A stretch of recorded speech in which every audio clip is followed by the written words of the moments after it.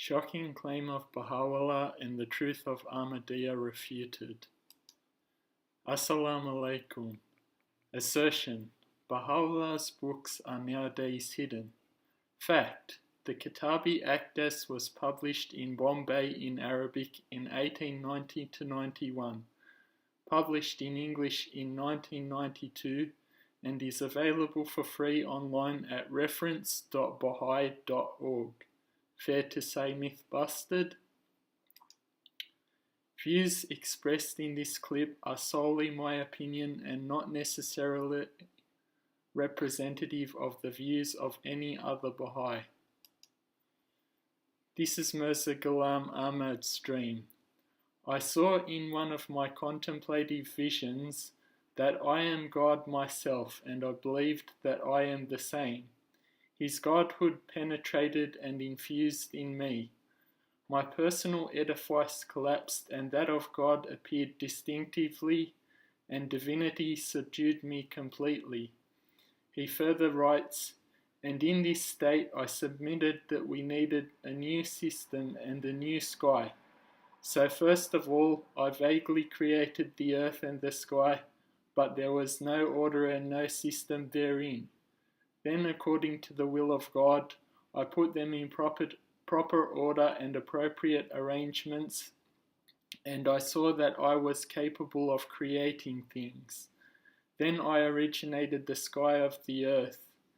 Then I asserted that now we should beget man with the essence of clay. Then the state of contemplative vision converted into inspiration, and I started muttering, "These are the inspirations I am enlightened with by God Almighty." This is from the book Kitab al-Bana, page 85 to 87. Justice, the true sign of Mahdi. When I shared this dream of Mirza Ghulam Ahmad to an Ahmadi, he said that we must look to Mirza Ghulam Ahmad's explanation of his sayings. Therefore we must be just. If His Holiness Baha'u'llah explained his own sayings, shouldn't we look to the explanation too?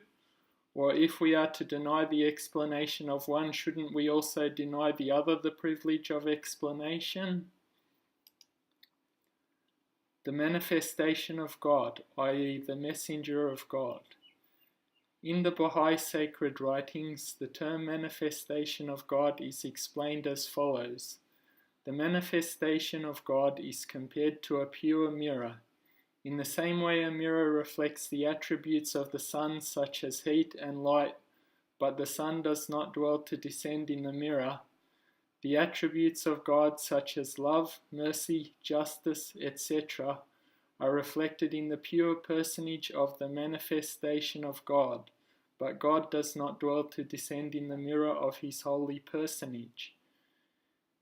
So to put it into a practical analogy, if we were to hear a radio say, "I'm Joe Bloggs on the morning show," we know that the radio is not claiming to literally be Joe Bloggs.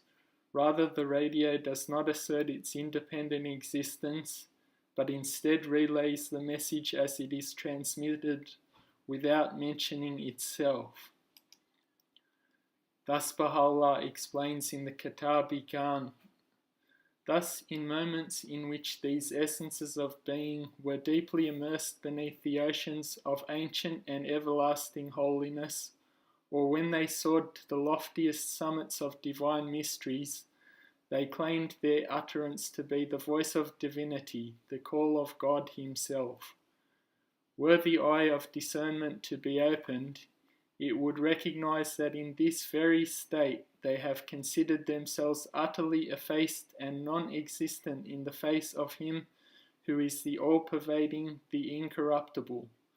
Methinks they have regarded themselves as utter nothingness, and deemed their mention in that court an act of blasphemy. For the slightest whispering of self within such a court is an evidence of self-assertion and independent existence. Thus He, Muhammad, hath revealed, "Those shafts were God, not thine," and also He says, In truth, they who plighted fealty unto thee really plighted that fealty unto God. That's from the Quran 8:17 and from the Quran 48 verse 10. Hadith of His Holiness Imam Jafar Sadiq. When Mirza Ghulam Ahmad had a dream in which he saw himself as God, the Ahmadis explained this using the hadith from His Holiness Imam Jafar Sadiq, who said, "We are the face of God."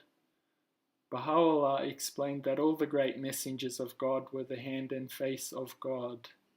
That's from that quote, "We are the face of God," is taken from alislam.org/books/3-in-1/chapter 2/index.html. Thank you for listening.